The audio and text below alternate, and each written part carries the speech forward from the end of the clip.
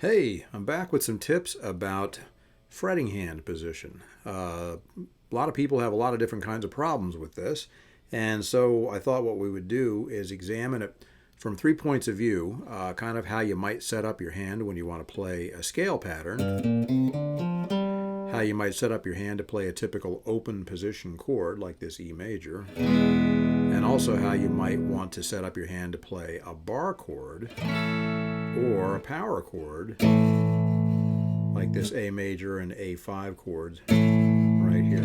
Okay, all different situations. Fortunately, the hand is capable of a really wide range of motion, and so part of the trick is to be able to figure out how to set it up so that you can make what you're trying to play easier to play. Okay, so let's start with a couple of general things. The thumb is there to work for your fingers. A lot of people, that seems like a really dumb, obvious thing to say, but a lot of people get that backwards.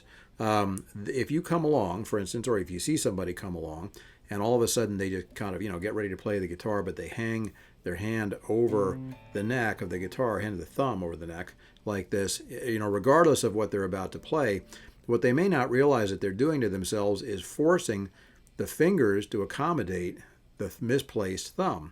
The idea with the thumb is that, sure, you bring it up here when it's important to do that, and the two big reasons for doing that are either to fret or mute a bass string, so whether you want to go, say, or on a chord like this D over F sharp, or if you are going to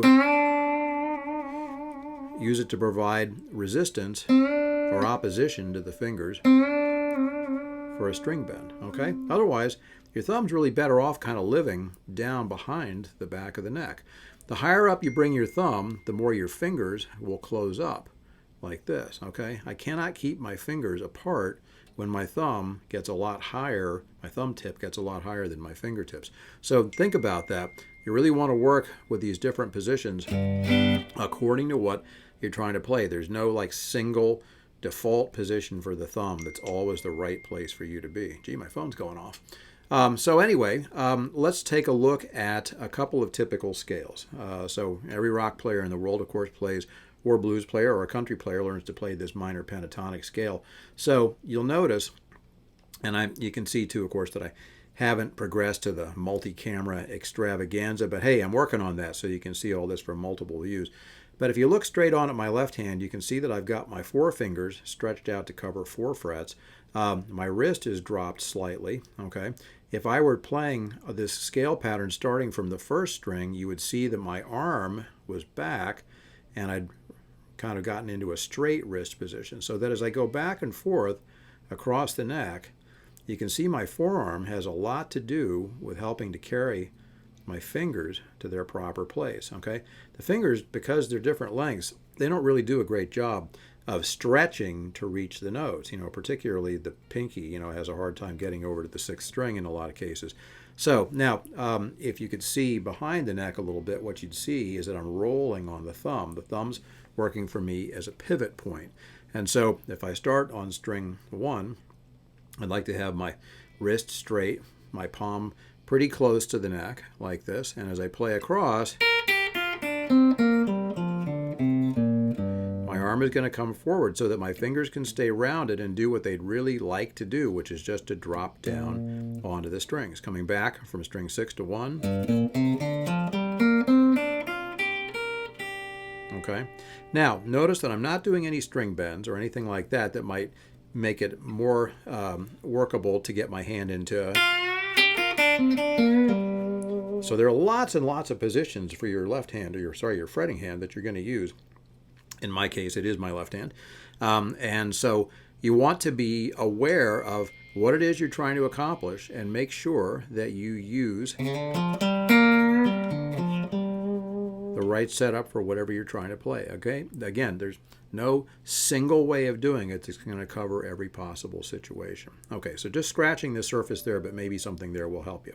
Now, if you're looking at an open position chord, E chord, A chord, D, G, C, E minor, A minor, and D minor, okay, those are sort of the classics. you can see that my hand can stay in pretty much the same position for all those. The fingers need to come in round so they come over the strings. You can see that the angle at which your finger comes to the string doesn't really matter very much. What's really important though is where your fingertip falls. So for every string where you can, you want to get the fingertip right up next to the fret. The reason for that, I said this in an earlier video, is that you're trying to get the string pressed against the fret for a clear sound, but using the least necessary pressure. You want your hand to stay as relaxed as it possibly can. You'll play better, more smoothly, you can move more quickly, all kinds of good stuff comes out of that. So, all of these chords, again, I know it's hard to see from just one camera and one angle, but, okay. Now, one of the things about open position chords, of course, is that if you're strumming those chords, then you really do need to bring up your thumb to mute string 6, especially in the case of the C chord or the D chord. In the case of the D chord, sometimes we've actually got to come up so far we can get 2 strings, but we'll come back to that some other video. So this, and even if I'm playing a G chord, for instance, but going to a C chord, I'm going to park my thumb there ahead of time so that, first of all, it's one less thing to move, and also my thumb has no effect on the G chord when it's touching string 6, but it gets me ready to move to the C just that much more easily. Okay? So, anyway, some things there about hand position. Sometimes you'll be working with your thumb down behind the neck. Sometimes you'll need to bring your thumb up above the neck a little bit, just far enough to come up and touch that string. Okay, now, bar chords. Oh boy, do I see tears in people's eyes sometimes about bar chords.